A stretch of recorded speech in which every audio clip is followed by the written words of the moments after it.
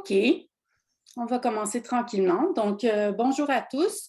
Bienvenue à cette rencontre Découvre ton programme. Donc, bienvenue en criminologie.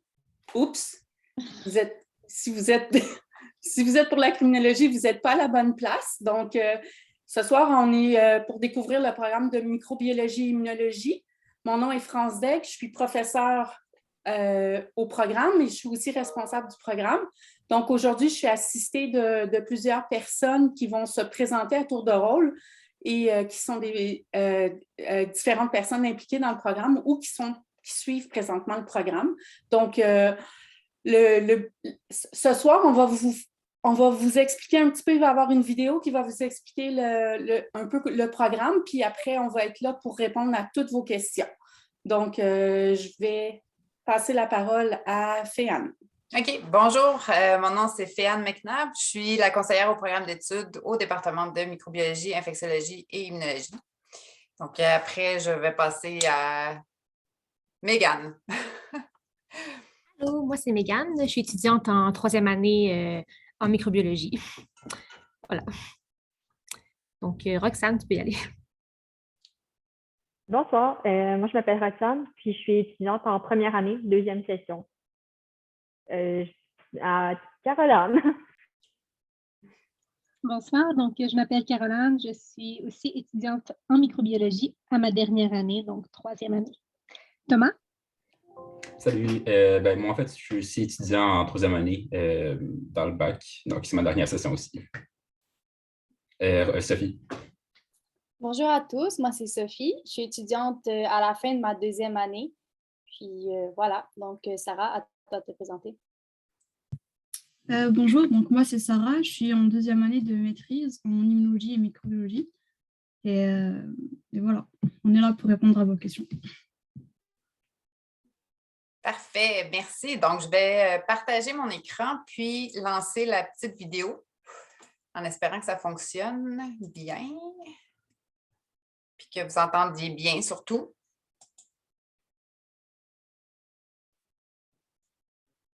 Est-ce que ça a commencé? Est-ce que vous entendez quelque chose? Oui.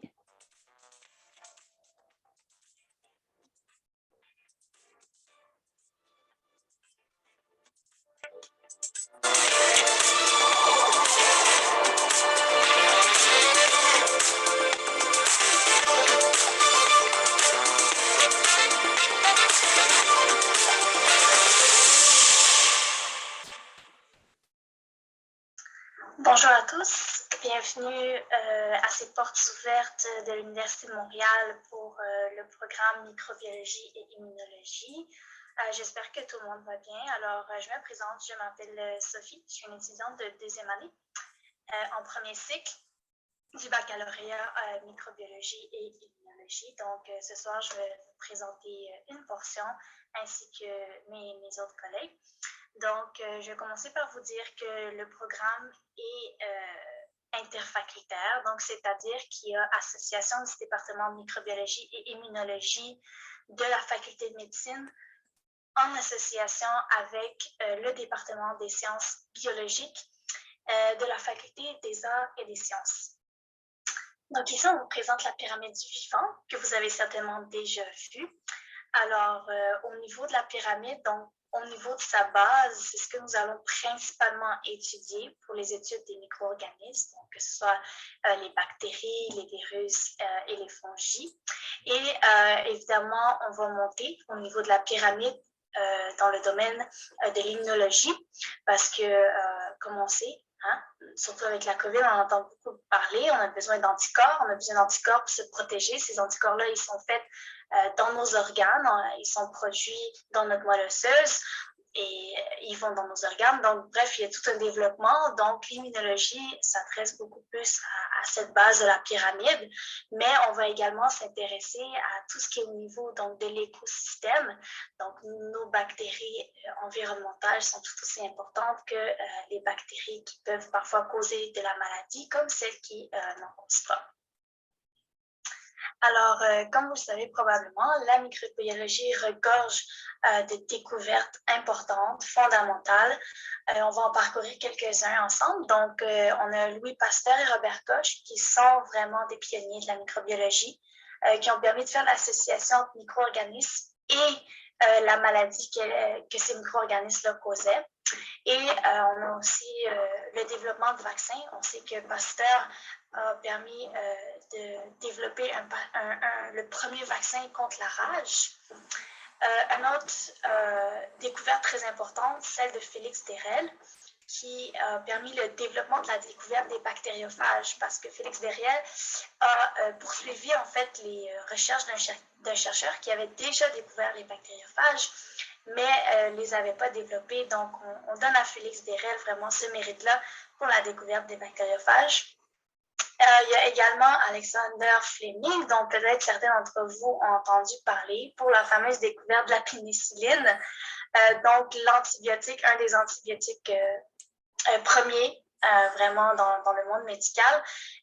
Puis, c'est une histoire très intéressante parce que il a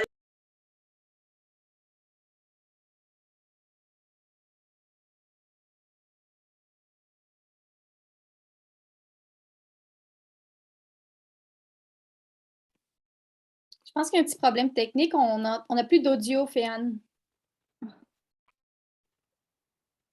vous allez pouvoir avoir l'occasion d'entendre parler dans la microbiologie. Puis évidemment, on ne cessera de parler de la fermentation, qui nous sert pratiquement tous les jours dans ce que nous consommons, les clonages qui nous ont permis par exemple de faire les vaccins qu'on connaît actuellement, même présentement dans les temps de la COVID, le séquençage, ce qu'on pense séquençage génomique, etc. Notre microbiote qui est vraiment l'ensemble des bactéries de notre corps, puis d'autres méthodes comme la bioremédiation. Mais donc, qu'est-ce que la microbiologie? Qu'est-ce que l'immunologie?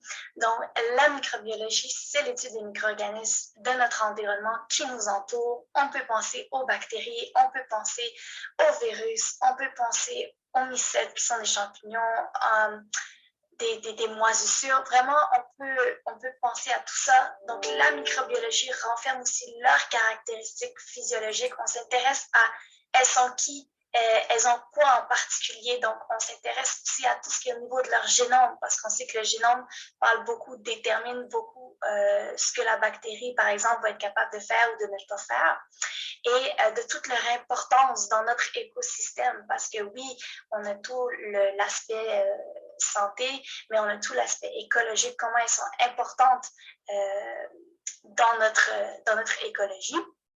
Et évidemment, donc, l'immunologie, quant à elle, va plutôt être l'étude de l'interaction entre les autres, donc nous, ou bien par exemple des animaux ou autres, et le pathogène qui peut causer la maladie. On en a discuté quelques-uns, par exemple comme le VIH qu'on a vu, les fameux bactériophages. Et donc, c'est sûr que, par contre, le système immunitaire ne se résume pas uniquement à ça. Donc, il regroupe aussi plusieurs choses, dont entre autres le cancer, les diabètes, donc les allergies, les maladies qui causent un dérèglement, les immunodéficients. Donc, on peut penser à toutes ces choses-là qui regroupent également l'immunologie. On peut voir différentes bactéries, on a les levures, l'anthrax, on a aussi le virus du sida, nos différents lymphocytes qui sont responsables donc, dans notre système immunitaire. On a ici par exemple les bactéries lactiques, nos fameuses moisissures. On a aussi donc la fameuse bactérie E. coli qui nous cause souvent des problèmes dans notre salade. Donc, on peut voir que c'est un domaine qui s'intéresse autant au niveau de l'environnement, autant au niveau médical, pharmaceutique. Donc, la microbiologie, c'est vraiment important. Donc, le baccalauréat est composé de 90 crédits avec 2 orientations possibles, soit celle de la microbiologie et de l'immunologie moléculaire, où vous aurez la chance, évidemment, de voir tout ce qui est au niveau de la bactériologie, de la virologie, de l'immunologie, un peu plus en profondeur. Donc, ça touche vraiment tous les domaines qui sont axés sur la santé, mais aussi sur l'agroalimentaire, sur l'industrie, sur la biotechnologie, la biopharmaceutique. Donc, c'est vraiment très, très large. Puis, vous avez également l'orientation microbiologie environnementale qui inclut aussi les cours de bactériologie, virologie et immunologie, mais cette fois-ci avec une orientation qui est vraiment basée sur donc, la microbiologie de l'environnement, la diversité fongique, l'écologie, la génomique microbienne, l'écotoxicologie, les changements climatiques, nos biotechnologies environnementales, donc tout ce qui est au niveau de la biodiagnostic, bioremédiation, la biocontrôle. Donc, on peut penser par exemple à la purification de nos sols. C'est vraiment les microbiologistes environnementales qui se soucient que toute chose se passe de la bonne façon. Donc, la première année du baccalauréat, c'est vraiment, on met les bases, donc c'est les connaissances de base. On va toucher à la biochimie, à la génétique, à la microbiologie générale et environnementale, mais aussi à la biologie cellulaire et moléculaire. Comme ça va vous permettre de faire le choix que vous voulez par la suite, parce que quand vous allez rentrer en deuxième année, vous allez avoir le choix entre l'immunologie moléculaire ou la microbiologie environnementale. Donc, selon le choix que vous allez prendre, les cours vont varier. Donc, en deuxième année, évidemment, selon votre choix, vos cours vont être plus spécialisés. On va rentrer plus en profondeur dans la bactériologie, dans l'immunologie, dans la pathologie bactérienne et virale, physiologie humaine, etc. vraiment. Puis en troisième année, alors c'est la partie qui est intéressante. À ce moment-là, on fait un peu plus, c'est le choix des cours qui sont beaucoup plus libres. On peut s'aventurer donc dans la microbiologie des aliments. On peut faire, si l'immunologie vous intéresse, il y a des cours d'immunologie avancée. Il y a l'épidémiologie, l'écotoxicologie. On a même des cours sur la fabrication de vaccins. Donc, c'est beaucoup, c'est vraiment pour pouvoir voir un peu plus de la microbiologie qu'on n'avait pas nécessairement eu l'occasion de voir jusqu'à présent dans les 2 premières années. Donc ici, vous avez une image de votre laboratoire. Vous effectuerez vos travaux pratiques. Ça paraît peut-être pas, mais c'est vraiment très, très grand comme laboratoire. Donc, les travaux pratiques représentent 50% de vos cours. Les travaux pratiques vont être associés à vos cours de votre tronc en général, donc par exemple microbiologie, virologie, etc. Sachez aussi que vous avez l'occasion de faire des stages. Dès la première année, vous avez différentes options. Donc, on a initiation à la recherche, stage en milieu de recherche et également stage en milieu de travail qui sont eux tous crédités. Et puis, vous avez le cheminement honor pour la troisième année pour ceux et celles qui ont une moyenne cumulative de 3,4 et qui sont intéressés donc de passer à la maîtrise. Ça peut être une belle porte. Donc, on a plusieurs milieux de formation qui sont ouverts aux étudiants de l'université. Entre autres, on peut en circuler quelques-uns, il y en a plusieurs, mais il y a les RIG qu'on a directement à l'université. Donc, si la recherche au niveau du cancer vous intéresse, c'est le centre. C'est vraiment d'ailleurs très, très, très intéressant. On a le campus 1000 qui regorge également de beaucoup de laboratoires, beaucoup de recherches. On a le CHU de Sainte-Justine. On a Maisonneuve-Rosemont, pour ceux qui s'intéressent à l'immunologie, il y a beaucoup d'immunologie qui se fait là-bas. Puis, bon, évidemment, le CHUM, etc. Donc, les points forts du programme, il y a une forte exposition à la pratique de travail en laboratoire. On fait beaucoup de laboratoires, beaucoup de travaux pratiques. Nos laboratoires sont vraiment très bien équipés. On ne manque pas de matériel. On a du bon matériel de bonne qualité. Tout est mis à notre disposition. Évidemment, on a l'occasion de se familiariser avec le milieu de recherche avec nos stages. Les professeurs sont ouverts. Les professeurs qui enseignent proposent des stages. Donc, c'est vraiment très accessible. Puis, évidemment, l'ouverture des stages, travail rémunéré. Donc, pour tous ceux et celles qui doivent travailler l'été, c'est une très belle occasion. Vous pouvez aller chercher des bourses aussi, c'est super. Puis, évidemment, vous avez l'occasion de continuer au cycle supérieur pour aller faire de la recherche appliquée aux fondamentales, que ce soit en microbiologie environnementale, en immunologie, en bactériaux, tout ce qui vous intéresse vraiment est ouvert et disponible. Puis évidemment, pour ceux et celles qui veulent s'arrêter, il y a un grand accès au marché du travail, autant au niveau industriel, commercial, même au niveau universitaire. Les portes sont là, il y a de la place. Aussi, un des points forts, on a une belle association étudiante, c'est la Gémonium. Vous aurez l'occasion d'en entendre parler. N'hésitez pas à vous impliquer. Ça fait des beaux souvenirs. Puis, c'est eux qui nous organisent toutes sortes de choses au courant de la session, de l'année. Donc, on les aime beaucoup. Puis, on les encourage. Donc, après le bac, qu'est-ce qui est possible? Qu'est-ce qu'on peut faire avec ce fameux diplôme? Évidemment, vous avez le choix de monter au cycle supérieur, aller à la maîtrise, aller au doctorat. On voit qu'il y a environ 60% des étudiants du bac de microbio qui décident de passer au cycle supérieur. Mais vous avez aussi l'option d'aller directement sur le marché du travail. On voit qu'il y a environ 84% des étudiants qui arrivent à trouver un travail en lien avec le programme. Il y en a d'autres qui décident de changer de branche complètement. Mais sachez qu'il y a du travail, sachez qu'il y a de l'emploi. Vous ne serez pas dépourvus. Donc, voilà, c'est ce qui conclut ma partie. Donc, n'hésitez pas si vous avez des questions. Ne vous sentez surtout pas gênés. On est là pour vous répondre. Et puis, voilà, donc je vous souhaite un bon succès pour la suite des choses. Et puis, en espérant que vous allez venir nous rejoindre dans le bac en microbio.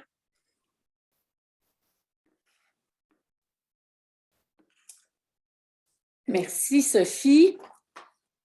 Donc, je pense qu'il y a des gens qui ont commencé à répondre aux questions. On a quelques petites questions dans le Q&R. Donc, on a des questions sur le cheminement en or. Je sais que Mégane est en train de le faire. Est-ce qu'il y a quelqu'un d'autre qui est en train de faire le cheminement en or présentement? Non? Non, moi, je suis cheminement régulier.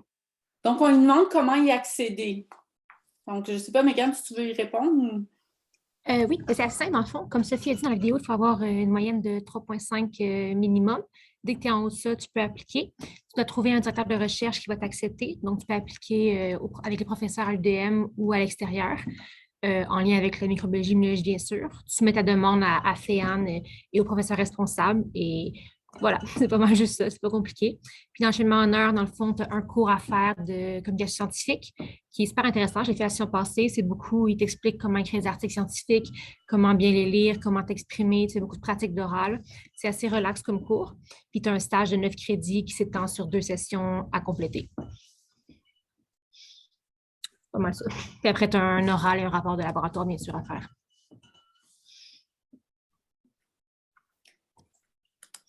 OK, ça c'est... En tant qu'employé, allons-nous plus travailler seul ou avec d'autres personnes? Là, je vois que Caroline est en train de répondre. Je ne sais pas si... En fait, j'ai accroché le bouton. Je croyais être en train de répondre à l'écrit, mais j'ai accroché le bouton pour répondre en personne, donc je peux y aller. Sachez que le travail de laboratoire, en général, c'est un travail d'équipe. En ce sens où la science, ça ne se fait pas tout seul. Vous devez discuter avec les autres de vos idées pour pouvoir leur permettre de progresser. C'est long à faire, donc c'est difficilement quelque chose qu'on fait seul. Par contre, vos manipulations, vous allez les faire vous-même. Donc, moi, lorsque je vais à mon stage, par exemple, le matin, je rencontre mon équipe, on discute. Si j'ai des expérimentations à faire, ben, je vais leur demander, je vais avoir besoin de telle machine, est-ce qu'on peut commander tel produit parce qu'on va en avoir besoin plus tard, j'ai tel truc que je ne suis pas certaine, est-ce que tu pourrais me donner ton avis par rapport aux résultats que j'ai obtenus? Donc, c'est un travail d'équipe, mais je suis derrière mon comptoir et je fais mes propres expérimentations. Donc, je suis mes protocoles, j'utilise la machine toute seule, je suis autonome, mais c'est toujours un travail d'équipe. On ne peut pas faire de la science tout seul, là, c'est quelque chose où est-ce qu'on est toujours en groupe. Parfait. On nous demande, quand on change de programme après l'obtention du bac, c'est pour quelle profession est-ce que médecine applique? OK, donc la majorité des gens vont continuer aux études supérieures, donc à la maîtrise ou au doctorat, et certains vont changer de programme pour s'en aller dans un programme contingenté du premier cycle. Donc, médecine fait partie de ces options-là. On a un pourcentage de nos étudiants qui nous quittent pour médecine, médecine vétérinaire, optométrie, médecine dentaire, pharmacie, mais je vous dirais que ce n'est pas vraiment la majorité. La majorité qui continue aux études vont souvent aller aux études supérieures. Donc, ce n'est pas nécessairement un tremplin, c'est un baccalauréat spécialisé. Donc, les gens, comme c'était dans la vidéo, là, peuvent aller directement sur le marché du travail. Je ne sais pas si vous avez des choses à rajouter là-dessus. Peut-être ici une question plus pour Féane. Si on décide de faire le parcours à temps partiel, combien de temps cela peut prendre? En fait, la scolarité maximale pour faire un bac, c'est 6 ans. Mais généralement, les étudiants qui veulent être à temps partiel, c'est-à-dire qu'il faut être, pour être à temps plein, il faut être à 12 crédits par trimestre. Mais si on veut faire en bas de ça, généralement, les étudiants vont le faire en 3, pas généralement, mais ceux qui ne veulent pas le faire en 3 ans, ils vont le faire en 3 ans et demi, puis ils vont avoir assez de temps. Mais c'est sûr que ça dépend à combien de temps partiel vous voulez faire le bac, là. Mais ça dépend. En fait, ça va être un cheminement particulier pour vous. On a juste à se rencontrer, puis on va pouvoir planifier l'horaire, puis voir combien de temps ça pourrait prendre pour terminer le bac au complet. Mais la scolarité maximale, elle reste à 6 ans. Si vous dépassez ce délai-là, ce qu'il faut faire, c'est refaire une demande d'admission. Les cours qui auront été réussis avant vont être transférés dans votre bac de deuxième chance. Puis là, vous allez pouvoir continuer. Fait que dans le fond, oui, il y a un maximum de temps, mais c'est jouable quand même, là. Est-ce que ça répondait bien à la question? On a encore une autre question sur le cheminement en or. Oups, ça vient de disparaître pendant que j'essayais de la lire. Ah, c'est parce que j'ai répondu, excuse-moi. OK. Il demande dans le fond s'il fallait finir une première année pour commencer chez le cheminement en heure. Okay. J'ai répondu que c'était en dernière année que tu pouvais t'inscrire. C'est en troisième année. À l'automne de ta troisième année, ta 5e session dans le fond, tu commences le cours de communication scientifique et tu commences ton stage que tu poursuis en hiver. OK. Là, on a une autre question ici, c'est est-ce que vous avez des exemples de milieux de travail si on décide de faire le bac en microbiologie environnementale? Je vois que Caroline est en train de répondre. Je ne sais pas si tu veux répondre. Oui, OK. Oh, comme j'étais en train de l'écrire, c'est ça. Vous pouvez, je ne suis pas en microbiologie environnementale, puis je vais vous avouer qu'il n'y a pas beaucoup de monde généralement qui prennent cette voie-là. Je ne sais pas pour les premières années ni les deuxièmes, mais je sais que les troisièmes années, les 3 qu'on est là, on est toutes en microbiologie moléculaire. Par contre, il y a beaucoup d'avenues. Ne vous inquiétez pas. Tout d'abord, il y a bien sûr les labos de recherche dans lesquels vous pouvez toujours travailler. Ensuite, tout ce qui est gestion de la qualité. Vous pouvez aller travailler par exemple dans les usines de traitement d'eau, des choses comme ça, on en a beaucoup besoin. Ça peut être aussi, on a une amie qui, elle, a décidé d'aller faire une maîtrise en génie environnemental et qui a pu le faire grâce à son bac en microbio. Donc, elle a continué à l'ETS pour aller chercher sa maîtrise là-dedans. Donc, c'est pas parce que vous prenez l'environnemental qu'on entend moins parler que vous n'avez pas d'avenue, là. Absolument pas, surtout avec les changements climatiques et tout ça, c'est quelque chose qui est vraiment en demande. Vous pourriez même être, selon ce que vous voulez faire, vous pouvez même être consultant dans une compagnie quelconque pour être capable de dire, non, ça, c'est pas un choix qui est environnementalement viable ou quoi que ce soit. Vous devriez peut-être plus vous diriger là-bas. Donc, le bac en microbio a cette particularité d'être vraiment multidisciplinaire. J'ai fait un bac j'ai fait un stage où est-ce que je travaillais sur l'Alzheimer, puis on n'a pas eu aucun cours de neuro.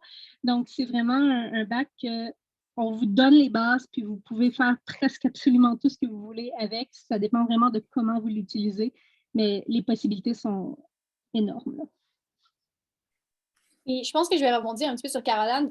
En première année, il y a un cours d'introduction à l'environnement parce que en première année, on nous introduit à tout ce que le bac peut offrir. Donc, que ce soit la biomol, l'immunologie, l'environnement, on nous introduit, puis c'est vraiment un cours qui est vraiment bien fait.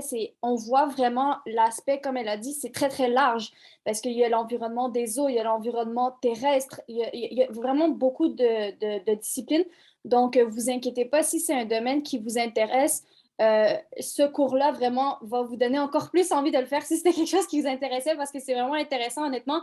Puis, comme elle a dit, là, il y a vraiment beaucoup d'avenir. Donc, c'est comment le programme est fait. En suivant juste le programme, vous allez voir, ça va répondre vraiment à cette question-là. Soyez sans crainte, là. Je peux rebondir en même temps, il y a une question, ça demande quel métier on peut faire avec un diplôme en microbiologie. Il n'y a pas vraiment de réponse parce qu'il y en a tellement. Souvent, on n'y pense pas, on pense toujours à la médecine, on pense toujours aux trucs en santé, mais il y a des millions de compagnies qui se spécialisent en microbiologie pour faire des tests sur de la nourriture, des tests sur l'environnement, sur les eaux. Il y a vraiment un peu de tout. Moi, mettons, je travaille chez Biron, c'est une compagnie qui font des tests médicaux, puis je fais analyse de laboratoire pour des tests COVID. Fait que j'ai pu rentrer là grâce au bac en microbiologie et à la pandémie. Mais il y a des centaines de compagnies comme ça qui offrent des emplois en microbiologie. J'ai une amie qui travaille à développer des embryons de vaches, je crois, quelque chose comme ça. Ça n'a aucun rapport avec le bac, on n'a jamais vu ça, mais elle a trouvé un travail là-dedans, puis elle aime beaucoup ça, puis après, elle est restée là comme job de vie après son bac. Donc, c'est vraiment, les possibilités sont infinies, il faut juste un peu chercher. Si on regarde à quel type de stage a-t-on accès, il y a une variété de stages un peu pour continuer là, quand on a parlé de l'Alzheimer tantôt. On a vraiment de tout parce qu'on a de la microbiologie clinique, il y a de la recherche fondamentale, il y a de la recherche appliquée, puis il y a les différents domaines, bactériologie, virologie, immunologie. Donc, il y a vraiment, vraiment de tout, là. Il y a plein de milieux de stage qui sont accessibles. Vous proposez un programme de master, donc ici, on parle de maîtrise. C'est un peu différent parce que c'est vraiment une maîtrise de type recherche, ce n'est pas une maîtrise de type cours. Donc, oui, c'est accessible pour les étrangers si vous avez l'équivalent du baccalauréat, puis vous pouvez postuler là, directement à la maîtrise, mais il faut se trouver un directeur de recherche. Je pense que c'était une autre question un peu plus loin, ça. Donc, c'est votre acceptation à la maîtrise au deuxième cycle qu'on appelle va être conditionnelle d'avoir trouvé un laboratoire de recherche. Donc, des fois, c'est plus facile d'essayer de trouver votre laboratoire de recherche que ensuite faire l'application parce que c'est conditionnel de toute façon à vous trouver un laboratoire d'accueil.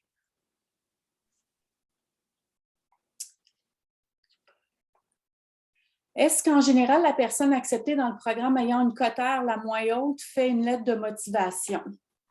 Non, il n'y a pas de lettre de motivation acceptée avec la demande d'admission. On a 150 places maximum, donc la cote R va varier d'une année à l'autre en fonction des personnes qui ont été admises. Ça ne varie pas tant que ça, Féane, entre 25 et 27 à peu près, si je ne me trompe pas, là.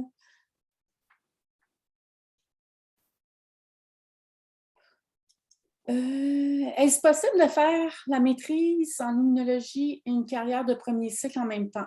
Non, c'est pas possible. C'est deux choses. C'est pour ça qu'on appelle ça le premier cycle, le deuxième cycle et ensuite le doctorat, le troisième cycle. Donc, il y a un ordre à suivre. Donc, il faut faire le premier cycle en premier, puis après ça, passer au cycle supérieur. France, si je peux juste ajouter un truc, par contre, vous pouvez passer directement du baccalauréat au doctorat sans faire la maîtrise, si vous avez de bonnes notes et si vous êtes motivé à directement aller au doctorat. Oui, bon point, Sarah. Donc, il y a un passage accéléré qu'on appelle. Donc, après le bac, on pourrait aller du premier cycle au troisième cycle directement. Et c'est ça, ce que je voulais dire, c'est je ne sais pas si la personne demande ça en fonction de, elle est en train de faire un bac ailleurs de premier cycle et elle demande si elle peut faire la maîtrise en même temps en microbiologie. Je ne sais pas si c'est comme ça qu'elle voulait poser la question. Pour faire sa maîtrise, de toute façon, il faut qu'elle ait un diplôme de premier cycle. Donc, on ne peut pas le faire en même temps.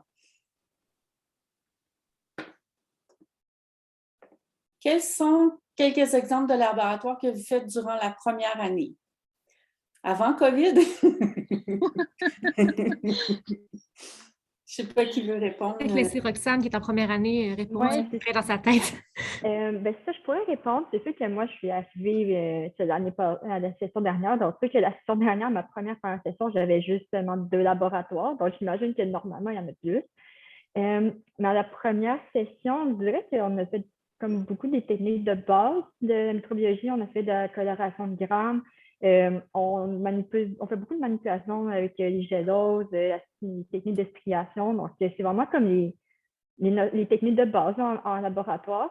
Là, en deuxième session, là, on a, par la chance, on a plus de laboratoires. Je pense qu'on est proche de la charge moyenne, de la charge normale de laboratoire. J'en ai 9 cette session-ci.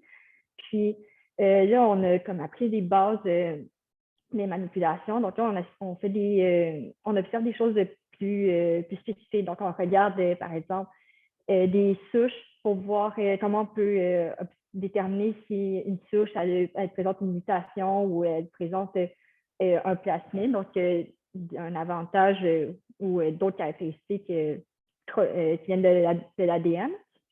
Puis aussi, on fait aussi du décompte de gélose, donc on manipule. C'est vraiment en première session beaucoup de manipulation de base, je dirais. Je ne sais pas si Mégane, quand elle est rentrée en première session, elle avait plus de labs, elle avait vu plus de choses, mais nous, c'est pas ça qu'on a vu. Des techniques globalement de base.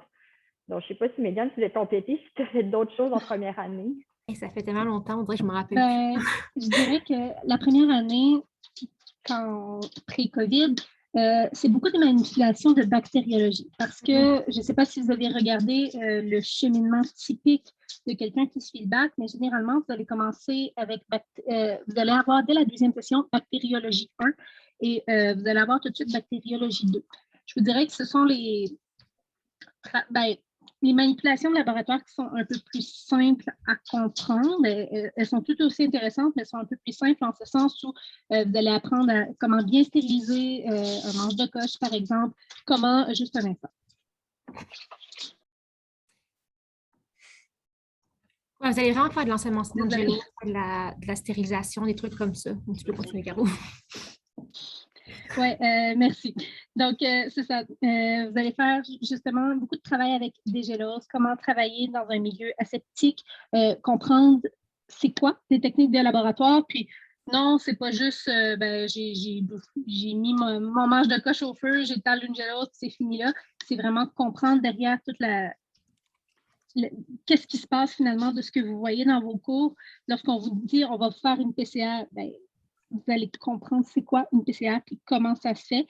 Mais c'est ça, c'est vraiment plus vraiment des bonnes bases comme Roxane l'a mentionné. Le premier cours de microbiologie vraiment qu'on va avoir en première année, c'est justement microbiologie et infectiologie générale.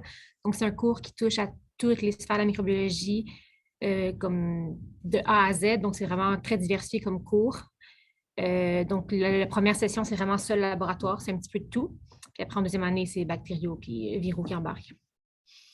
Et immuno aussi, vous avez un cours spécifique pour les travaux d'immunologie parce que c'est pas qu'ils sont plus difficiles, c'est qu'ils sont plus longs. Donc, vous n'avez pas le choix d'avoir un cours qui est dédié à ça.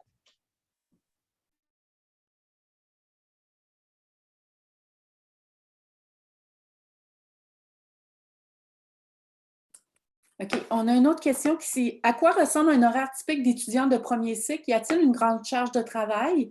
Ça, si vous allez sur notre site web, vous allez avoir le guide de l'étudiant, puis vous allez avoir une idée, ou je ne sais pas, Féane, si tu l'as, on peut-tu partager? Donc, c'est quand même une session à temps plein, donc c'est 15 crédits avec des laboratoires, donc avec des travaux. C'est pas mal une charge à temps plein.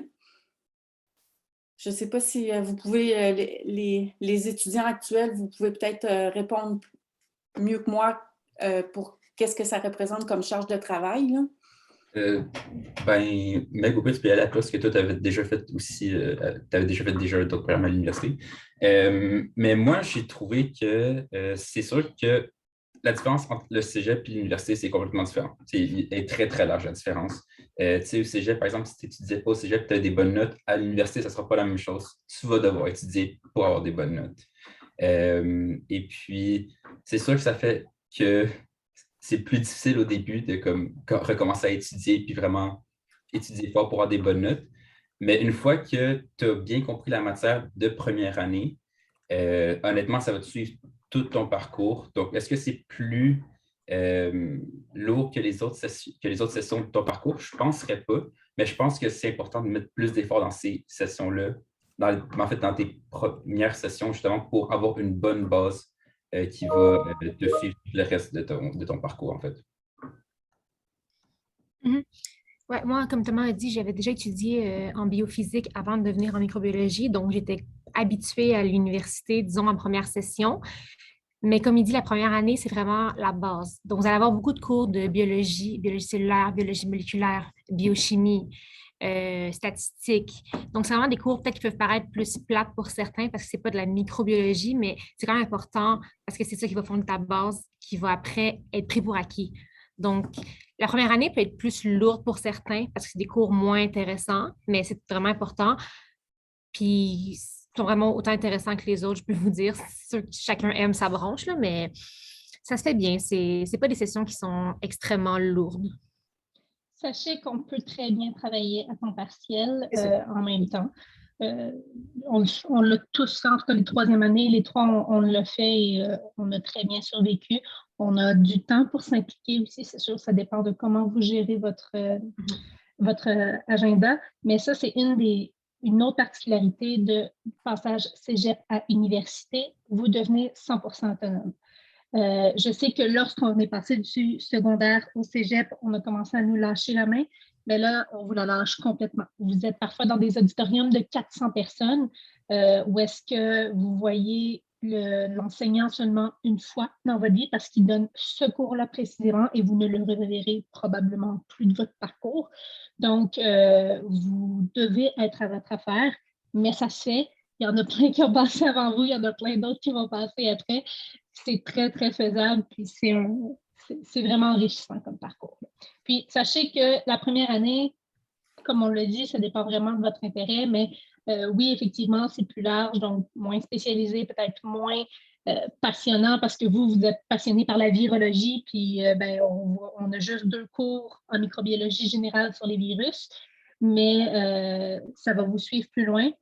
La deuxième année est très souvent réputée pour être la plus difficile, du moins en microbiologie moléculaire, parce qu'on a des gros cours, on commence vraiment à rentrer dans le vif du sujet, on a beaucoup à faire, mais c'est des cours qui sont justement spécialisés, donc très intéressants. Puis la troisième année est un peu plus soft, tout simplement parce que souvent, votre dernière session, vous avez déjà votre plan de vie de planifier. Est-ce que vous allez directement sur le marché du travail après? Est-ce que vous avez déjà remis vos demandes de maîtrise et tout ça? Donc, ça nous permet un peu plus de souffler finalement. Puis, comme on a déjà passé 2 ans et demi où on a été justement un peu entraîné à ce rythme-là de vie, on n'a pas de problème après à rentrer dans la troisième année et dire, oh, ça va bien aller, on l'a déjà fait, on est capable de continuer. Mm-hmm. Si vous voulez un exemple, moi, Caroline et Thomas, on est en troisième année ensemble, on a commencé ensemble. Moi et Caroline, on s'est impliqués dans l'asso étudiante dès notre première année. Puis on allait quand même dans les parties, on voyait nos amis, on n'était pas juste dans nos livres en train d'étudier, puis on a quand même tous très bien réussi. Donc, vous pouvez avoir une vie sociale en même temps que d'avoir des bonnes notes, c'est très faisable.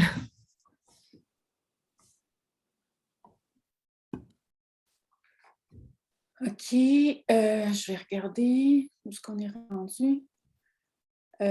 Bon. Quelle est la différence entre un médecin spécialiste en microbiologie médicale et quelqu'un qui fait son bac en microbiologie? Donc, le bac en microbiologie, c'est un diplôme de premier cycle. Et bon, le médecin spécialiste, comme le nom dit, doit faire son diplôme de doctorat en médecine, plus une spécialisation. C'est seulement lui qui va avoir accès là, à des patients. Donc, c'est quand même complètement différent là, comme ouverture. Il y avait une autre question dans le même style. Un peu. Est-ce qu'on peut travailler à l'hôpital avec un bac? Généralement, non. Ben, oui, oui puis non. Comme microbiologiste, c'est souvent des techniciens, ceux qui vont faire les analyses ou quoi que ce soit. Donc, vous pouvez travailler dans les laboratoires de recherche à l'hôpital, ça, il n'y a pas de problème, mais vous n'allez pas travailler nécessairement au laboratoire de microbiologie de l'hôpital. Ce n'est pas vous qui allez faire des tests, c'est encore la plupart du temps, c'est des techniciens qui sont là. Mais ils en manquent, puis on a plusieurs de nos étudiants quand même qui ont été engagés. Donc, oui, Mégane, tu peux compléter. Oui, mais dans le fond, si je veux prendre cette question-là sur la médecine, c'est le cheminement que je veux prendre, aller en médecine infectiologie. Donc, avec le bac en microbio, ta première année de médecine, ta pré-med, dans le fond, est créditée, donc tu n'as pas à la refaire. Et après, ça, c'est 2 ans d'études en médecine, 2 ans de stage. Tu as 3 ans de médecine interne à faire en résidence et 3 ans de spécialisation en microbiologie en résidence aussi. Donc, c'est 10 ans en médecine après le bac. Si vous voulez avoir un aperçu de ça ressemble à quoi, c'est ça le cheminement. Peut-on intégrer la maîtrise avec un bac en biologie médicale? Probablement que oui, mais c'est le service des admissions, ça, qui peut plus vous répondre. Là, on n'est pas impliqué dans les admissions, donc c'est eux qui vont examiner votre baccalauréat, savoir si c'est compatible, puis oui, il ne devrait pas avoir de problème. Quel est le cheminement pour se spécialiser en biotechnologie? Je pense que le bac au complet avec l'orientation moléculaire pourrait permettre d'avoir une orientation plus biotechnologie. Pour se spécialiser, il faudrait probablement aller aux études supérieures. C'est ma réponse à moi. Là. Je ne sais pas si quelqu'un peut compléter. Oui, c'est ce que je suis en train de me dire. C'est probablement que l'idéal, si vous voulez vraiment aller plus dans l'aspect technologie, ce serait de vous diriger soit dans un DESS, donc un diplôme d'études supérieures. L'autre, je l'oublie tout le temps, là, mais c'est une espèce de post-bac où est-ce que vous allez aller plus à Polytechnique ou l'ETS, où vous allez vraiment pouvoir acquérir l'aspect technologie. Donc, si c'est, par exemple, les nanorobots qui vous passionnent, qui vous fascinent, et si là-dessus vous voulez travailler, l'idéal, ce serait vraiment plus de vous diriger, si vous voulez faire le bac, ben, ensuite, faites la maîtrise, par exemple, en bac biomédical à l'ETS, pas à l'ETS, à Polytechnique, et vous allez vraiment pouvoir approfondir cet aspect-là parce que pendant les années de bac, on parle de technologie dans le sens où c'est sûr que la science est absolument reliée à tous les aspects technologiques qu'on peut avoir. Et si vous voulez creuser là-dedans, ce n'est pas le bac en tant que tel. Nous, c'est vraiment plus l'aspect biologie qu'on va vous présenter. Donc, on va travailler avec des virus qui vont être modifiés, des bactéries qui vont être modifiées et tout. Mais, comme je vous dis, si c'est plus l'aspect mécanique en quelque sorte, il faut vous diriger plutôt vers Polytechnique, ETS ou des écoles d'ingénierie. Oui, donc si je pouvais juste ajouter un truc, je suis assez d'accord avec toi. Donc, si vous voulez aller en biotechnologie, il y a des micro-programmes après le bac qui permettent, je pense, d'aller dans cette branche-là. Sinon, je pense qu'il y a aussi d'autres baccalauréats spécialisés en biotechnologie. Je pense que notre baccalauréat, c'est plus, comme l'avait dit Caroline, pour l'aspect vraiment biologie, vivant. Si vous voulez plus aller vers la biotechnologie, je pense qu'il vous faut des choses en plus.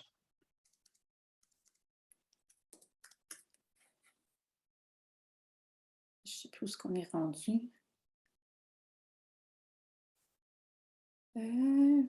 En plus, ça bouge, ça disparaît au fur et à mesure, les questions. Là, Je viens de répondre à une question qui demandait en quel niveau de confinement les laboratoires sont et quels sont les acteurs les plus dangereux on a travaillé. À l'école, je crois que c'est tout NC1. Hein. On n'a pas de NC2 dans les TP. Ah, dans les TP, le TP, ouais. le T600, c'est un niveau 2. Un niveau 2? Oui, il est déjà niveau 2. C'est pour ça que tu as besoin de tout ton équipement de protection, tes lunettes, tout ça pour rentrer dans le T600. Donc, c'est un niveau 2. On a quelques niveaux 2 sur le campus, dont mon laboratoire, c'est un niveau 2. Dans les années 90, c'était un ancien niveau 3. Donc, on faisait le VIH avant mon arrivée dans ce laboratoire-là, dans les années 2000 même. On travaillait avec le VIH dans ce laboratoire-là. Donc, il y a encore le confinement d'un niveau 3, mais on l'utilise comme un niveau 2. Il y a le laboratoire de Guy Lemay, qui est en virologie, qui est niveau 2. Marie-Lise Dupertuis, sur le choléra, c'est niveau 3. On demandait là, les pathogènes. Donc, on travaille avec la typhoïde, on travaille avec des virus, on travaille avec le bactérie pathogène qui donne le choléra.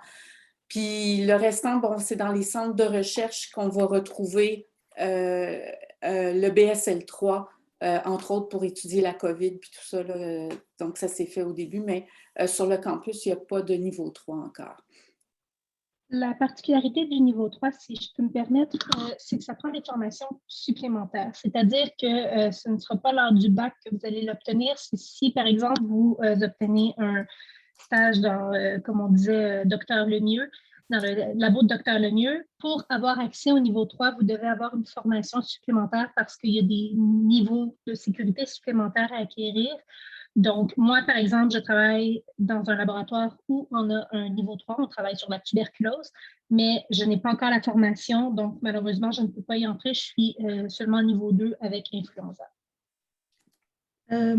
Je peux aussi ajouter que même dans les niveaux de confinement 2, par exemple, si vous travaillez dans un centre de recherche, ça nécessite aussi une formation locale.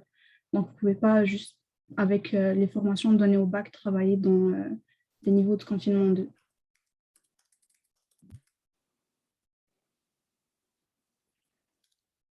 OK. Est-ce qu'on est rendu où? N'hésitez pas, hein, si vous voulez lire des questions, là. Est-ce que je suis en train de répondre par écrit? Est-ce que ce sont généralement des grosses cohortes ou ce sont plutôt des petits groupes? Je vous dirais que on démarre autour de 130 étudiants environ, qui va un peu s'estomper avec le temps. On en perd quelques-uns, mais c'est aussi après ça selon le choix des personnes. Donc, quel cours vous allez choisir, parce qu'on a environ 60 crédits de cours obligatoires, donc 30 crédits de cours à option. Donc, ça, les cours à option sont un peu plus à votre discrétion. Donc, c'est possible que vous tombez dans des plus petits groupes, mais c'est quand même des assez gros groupes, là. On a quelques cours où on a à peu près 20 personnes, mais la majorité sont, je vous dirais qu'ils tournent souvent autour de 75-80. Ça dépend vraiment des années. En première année, c'est sûr que les cours en biologie, en chimie, c'est des cours de 300-400 personnes dans les auditoriums. Le premier cours de microbiologie, c'est toute la cohorte, donc on est 120, 130. Mais plus tu avances dans les années, plus les cours, justement, c'est des options. Donc, des fois, tu peux être 20, des fois, j'ai un cours, on est 16. Il y a des cours qu'on est 40, ça dépend vraiment. Mais la cohorte de microbiologie, on est quand même une petite cohorte, je pense, comparé à d'autres programmes. On n'est pas plus qu'une centaine, 150.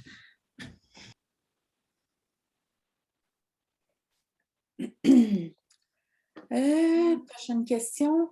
J'ai un diplôme de technique d'analyse médicale. Est-ce qu'il est possible d'entrer dans le bac ou est-ce qu'il va me manquer des cours? Peut-être Mme McNam? Analyse biomédicale, ça va dépendre. Est-ce qu'elle a la bio? Ça dépend.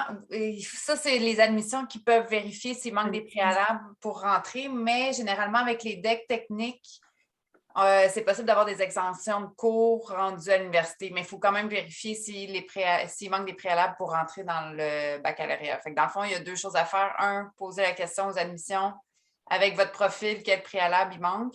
Puis deux, après, c'est de me contacter puis vérifier quels sont les cours qui seraient en exemption. Ça dépend du DEC puis dans quel cégep ça a été fait. Mais ça, on peut prendre rendez-vous puis regarder ça ensemble. Prochaine question. Comment on va être évalué au cours du programme? Est-ce que c'est surtout des examens de par cœur ou des laboratoires ou autres? Qui veut se lancer? Je peux y aller. OK, donc les évaluations, le cauchemar de tout étudiant qui se respecte. Premièrement, il y a beaucoup de méthodes d'évaluation. Sachez que dans la majorité de vos cours, vous allez avoir des TP qu'on appelle donc des travaux pratiques, où est-ce que vous allez être en laboratoire. Vous allez être évalué sur vos techniques. Donc, par exemple, à la première année, on va avoir une assistante de cours qu'on appelle démonstratrice ou démonstrateur qui va être à côté de vous et qui va regarder comment est-ce que vous utilisez un manche de coche. Est-ce que vous êtes en train de défoncer votre gélose? Est-ce que vous êtes en train de brûler vos bactéries? Parce que oui, ça va vous arriver au début, c'est normal. On ne commence pas tout microbiologiste dans la vie. Ils vont vous observer, puis ils vont vous évaluer là-dessus. Donc, comment est-ce que vous êtes capable de vous comporter en laboratoire? Est-ce que vous courez partout, vous arrivez les cheveux détachés, on voit vos pieds parce que vous allez vous le faire dire, portez des chaussettes longues, il ne faut pas qu'on voit vos chevilles. Ça peut paraître ridicule, mais vous allez vous le faire dire, je vous le jure. Donc, c'est toutes des choses sur lesquelles on va vous évaluer en travaux pratiques. Et aussi en travaux pratiques, vous avez toujours un petit moment qu'on appelle, je l'ai sur le bout de la langue, c'est pas une démonstration, mais c'est l'enseignant qui va... Pardon? Le laïus. Le laïus, merci beaucoup.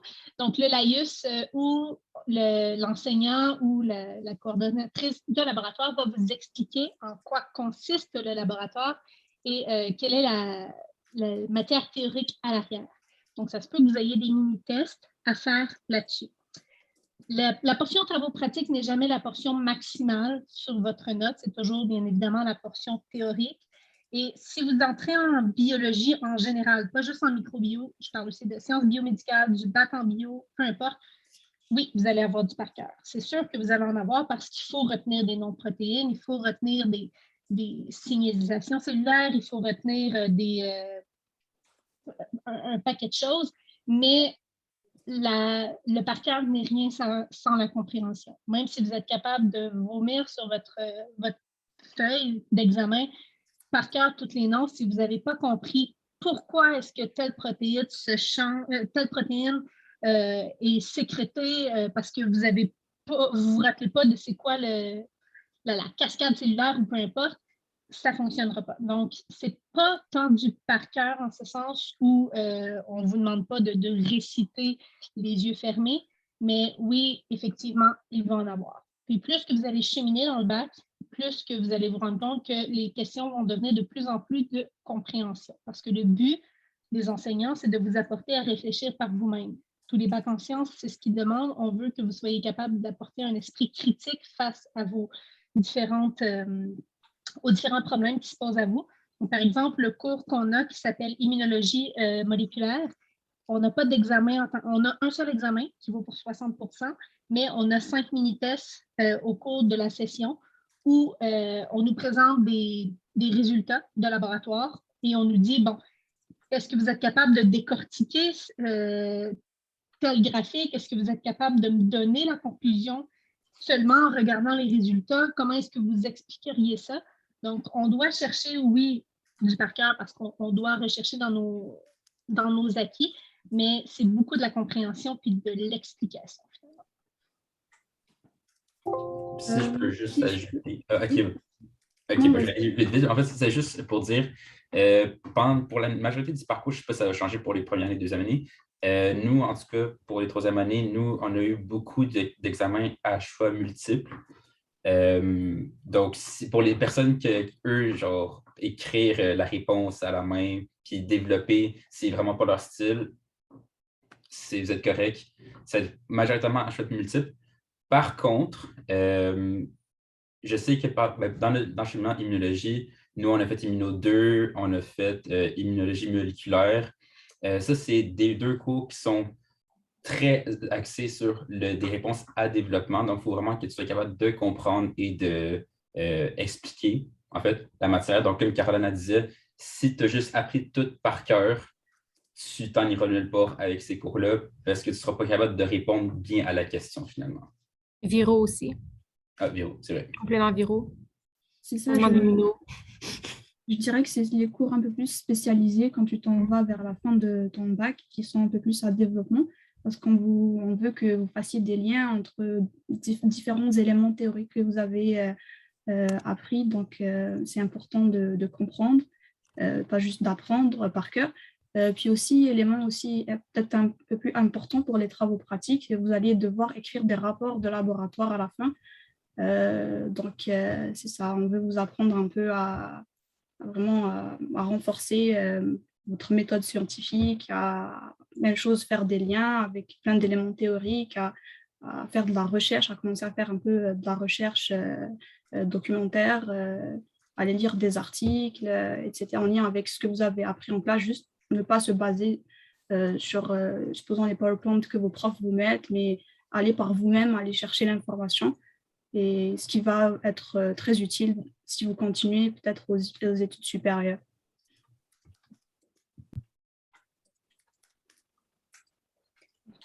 Où est-ce qu'on est rendu? Terminé.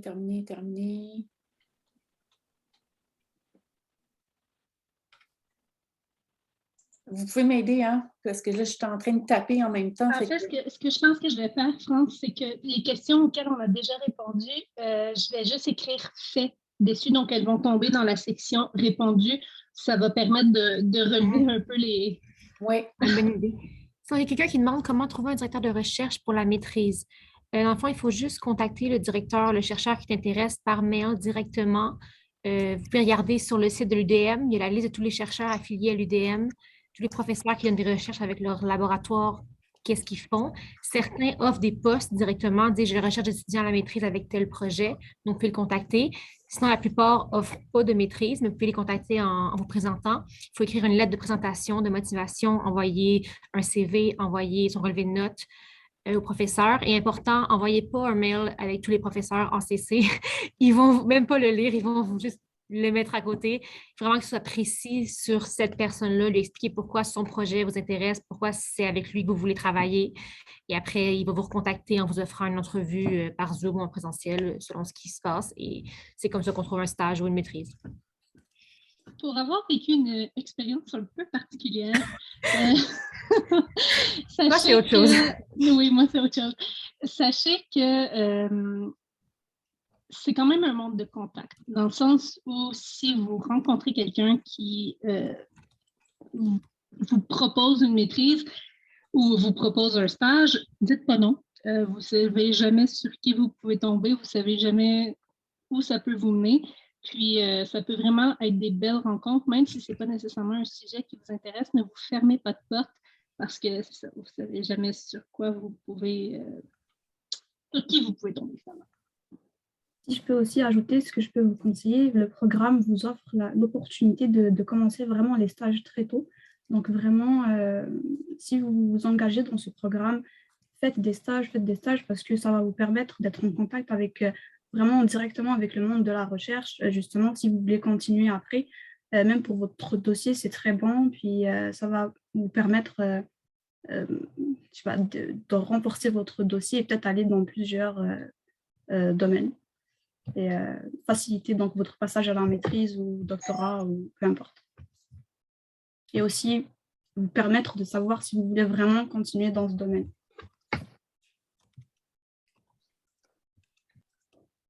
Puis j'ai en fait juste pour ajouter, pour les personnes qui sont comme vraiment plus anxieuses pour comme trouver un stage, comme Megan l'a dit, en fait, justement, il faut vraiment communiquer avec plusieurs directeurs de recherche pour s'assurer que tu puisses trouver un qui serait intéressé avec ta candidature. Mais aussi, si tout ça te fait peur, t'en fais pas. En fait, on a mis en place un atelier d'aide à la recherche. En fait, Megan et moi, on a mis en place un atelier d'aide à la recherche pour les étudiants en première année, deuxième année, troisième année, n'importe qui ne savent pas comment commencer, en fait, pour se trouver un stage. Donc, c'est un atelier qu'on va essayer de faire à toutes les années, en début de session à l'automne, pour que les personnes de première année aient aussi une chance de se trouver un stage. Parce que, comme Sarah disait, faisant des stages, ça va tellement t'aider pendant ton parcours. Donc, tu n'as pas besoin de t'en faire trop, tu n'as pas besoin de te stresser pour ça parce qu'il y a assez de stages que c'est quasiment certain que tu peux t'en trouver un. Puis il n'y a pas juste l'Université de Montréal. Oui, il y a beaucoup d'enseignants à l'Université de Montréal qui sont des chercheurs, ils sont tous des chercheurs en fait, ils prennent des étudiants, mais il y a aussi des centres de recherche à l'extérieur qui ne sont pas enseignants à l'Université de Montréal. Caroline est allée à McGill, je crois. Oui. Et ailleurs, moi, je suis à l'INRS avec Thomas, qui est le centre de recherche scientifique à Laval. C'est pas à l'Université de Montréal. Donc, il y a vraiment beaucoup d'endroits où vous pouvez aller. Il y a beaucoup de choses que vous pouvez faire. Il ne faut pas se confiner juste à vos professeurs. Ce n'est pas juste eux qui donnent des stages. Puis, c'est sûr que c'est important de commencer tôt parce que vous allez pouvoir, améliorer vos techniques, c'est sûr que ça va vous aider, mais aussi découvrir le monde de la recherche, si ça vous intéresse vraiment. Attendez pas d'être rendu en dernière année pour vous rendre compte, finalement, j'aime pas ça, puis je veux changer. Et sinon, vous pouvez aussi tester différents milieux. Il y a virologie, immunologie, bactériologie, mais il y a d'autres choses aussi, l'oncologie. Il y a beaucoup d'utilisations qu'on peut aller vérifier, voir qu'est-ce qu'on aime vraiment faire.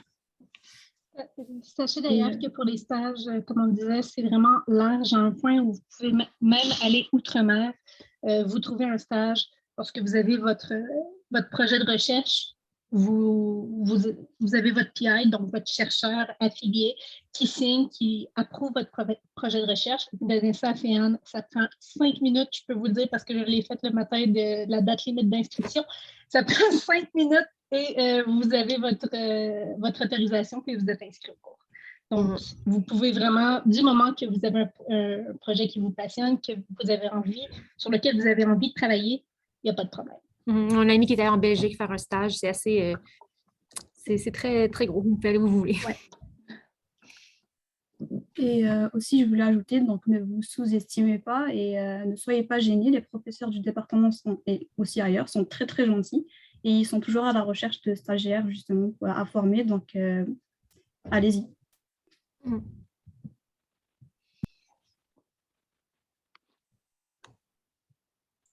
Il y a quelqu'un qui se pose la question, à quelle session commencent les stages?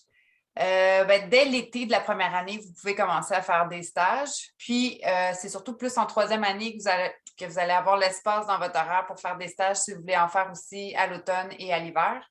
Mais pour la première année, je pense que c'est mieux d'attendre. De toute façon, c'est mieux d'avoir une certaine base, là, mais l'horaire est chargé aussi. Fait que je pense que c'est mieux de se concentrer sur ses cours. Puis, durant l'été de la première année, de déjà commencer à faire une recherche pour les stages.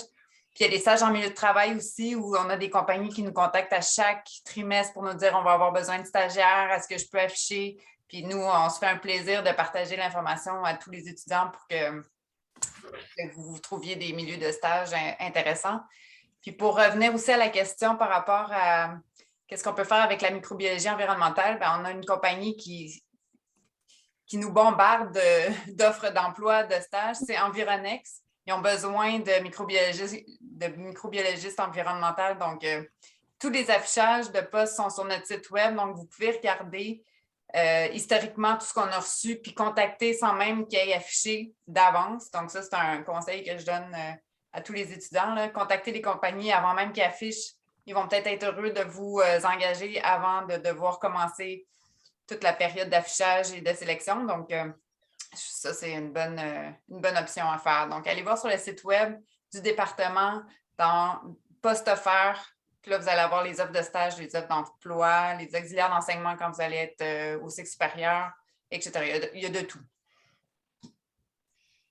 Sinon, moi, mon exemple, cet été, en février dernier, j'ai réussi à trouver un poste justement chez Biron, comme je disais tantôt, grâce à la COVID un petit peu, comme analyse de laboratoire. Mais ils m'ont engagée, je n'avais pas encore mon bac. Donc, après mon bac, j'ai une job assurée si je veux rester là-bas. Donc, c'est une façon en dernière année du bac, vous pouvez commencer à appliquer à des postes. Souvent, ils vont vous engager puis vous garder après. Donc, c'est une bonne façon de trouver un travail.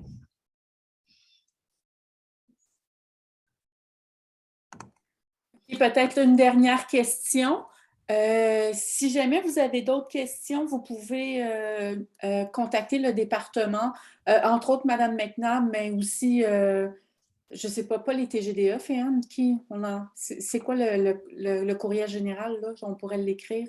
Ah, microbio et... Oh boy, ok, attends. Faudrait que il est sur notre site web. Sur notre site web, dans Nous rejoindre, vous avez toutes les informations pour nous contacter. Donc, si vous avez des questions spécifiques pour le programme, si vous avez des questions spécifiques sur votre bagage, si c'est équivalent pour rentrer au bac ou à la maîtrise, ça, il faudrait contacter plus le service des admissions. On a une dernière question pour les étudiants qui ont de la difficulté à avoir de bonnes notes, quelles sont les ressources pour nous aider dans notre parcours? Il y a le service aux étudiants de l'université qui peuvent vous donner des trucs à vous organiser, comment étudier, comment organiser vos horaires. Il y a l'Agenium, l'association étudiante, qui offre du tutorat pour certains cours. Bon, là, avec COVID, ça a été un peu plus difficile, mais je pense que c'est quelque chose qu'on va mettre, qu'on va essayer d'aider l'Agenium aussi le plus possible là, à repartir là, le tutorat par les pairs, parce que c'est une des façons qui fonctionne très bien. Puis là, je vois Thomas aussi, probablement peut compléter. Là. En fait, juste pour compléter vraiment avec ce que tu disais, donc par exemple, comme la GMM, en fait, a fait un service de tutorat finalement pour des cours qui sont plus difficiles, tels que immunologie 2, bactério 1, bactério 2, qui sont des cours assez chargés, qui ont beaucoup de matière, puis que souvent, il y a des choses qui ne sont pas nécessairement tout le temps comprises chez les étudiants. Donc, ça aide vraiment beaucoup. Sinon, aussi, maintenant, on a un service, pas un service, en fait, on a du mentorat, dans le sens que, en fait, quelqu'un de troisième année ou qui a déjà fait le cours, finalement, qui a fini avec une bonne note, va étudier avec des personnes de deuxième année ou de première année qui font le cours, en fait. Et puis, il va être là pour répondre aux questions, finalement, des étudiants pour les aider dans leurs études, finalement. Donc, ce n'est pas vraiment un cours de tutorat, c'est vraiment plus pour les aider dans leurs études, les aider à comprendre pendant qu'ils étudient. Donc, par exemple, moi, je vais être mentor pour le cours de immunologie 2.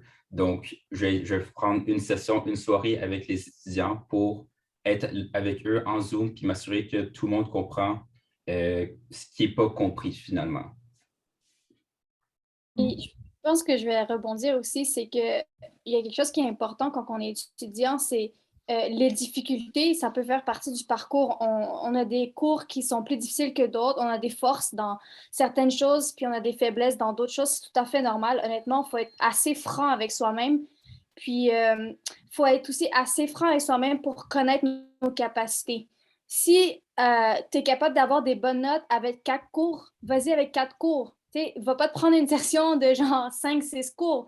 Prends-toi une session de 4 cours où tu vas être à l'aise, où mentalement parlant, ça va bien aller parce que oui, le programme peut être chargé, ça peut devenir lourd sur le mental, les émotions. Je pense qu'on a tous versé une larme en quelque part dans le parcours, mais ça fait partie de la chose. À un moment donné, il faut être honnête, il faut être capable de dire, tu sais quoi, moi, je suis capable de prendre 4 cours, je prends 4 cours, puis j'y vais avec ça.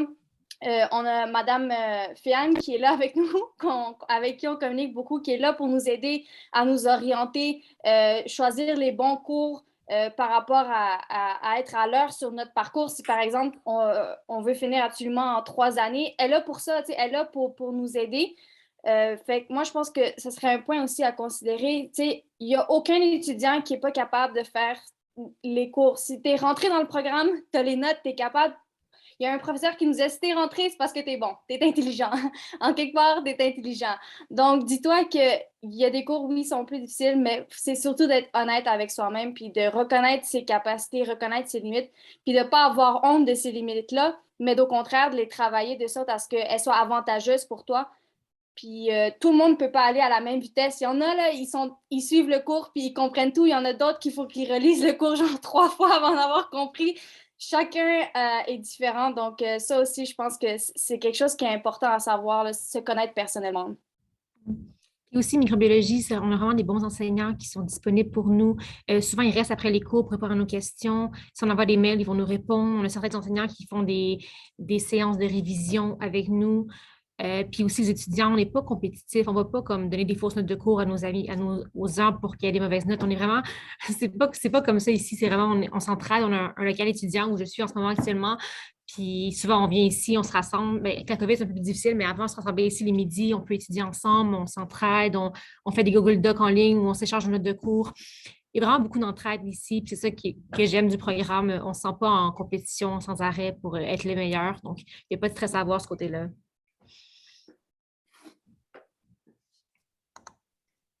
OK, bien là, je ne vois pas d'autres questions.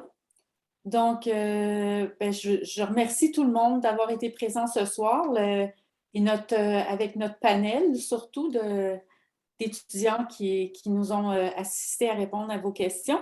Puis, si vous avez d'autres questions, n'hésitez pas d'aller voir le site web du département puis de nous rejoindre de cette façon-là. Là, on va essayer de répondre à vos questions. Ou le site de la Gémium aussi. J'ai vu, Mégane, que tu l'avais mis à plusieurs places. Donc, si vous avez des questions spécifiques aux étudiants, n'hésitez pas. Oui, j'ai fait un peu de pub ça, dans les commentaires avec tous les liens Facebook, Instagram. Vous pouvez aller suivre la page de la Gémium sur Facebook, Instagram. On publie des choses. C'est vraiment des trucs étudiants. Il n'y a pas d'enseignants là-dessus. Donc, si vous voulez aller regarder, ça ressemble à quoi la communauté étudiante, vous pouvez venir dire coucou. Bien, merci beaucoup. Puis, au plaisir peut-être de vous revoir en septembre prochain. Au revoir. Bonne soirée. Bonne soirée. Merci.